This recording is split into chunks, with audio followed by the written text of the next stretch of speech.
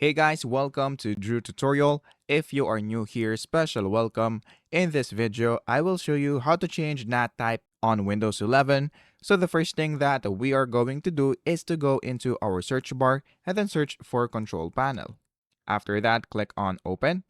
And then in this part, on the View By, make sure that you are on Category. And then we're going to click on Network and Internet. After that, we're going to click on Network and Sharing Center. And then in this part, we're just going to click on our connections. So once you do that, this will pop up. So we're going to click on Properties. And then in this part, just look for your Internet Protocol version 4. So we're going to double click on that, and then this will open. So in this part, we're going to click on Use the following IP address. And then we're going to type CMD on our search bar and then run it as administrator. And then we're going to type ipconfig and then click on Enter.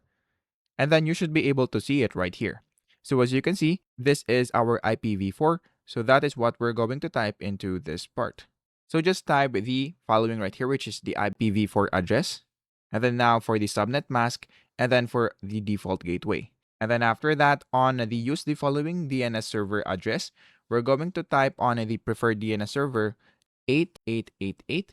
And then for the alternate DNS server, we're going to type 8844. After that, we're going to click on OK.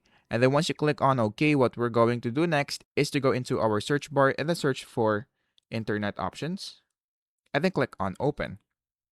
After that, in this part, we're going to click on Advanced. And then we're going to click on Restore Advanced Settings. After that, click on Apply and then OK. Once you do that, just restart your PC right here. And then once you do it, that should fix your problem.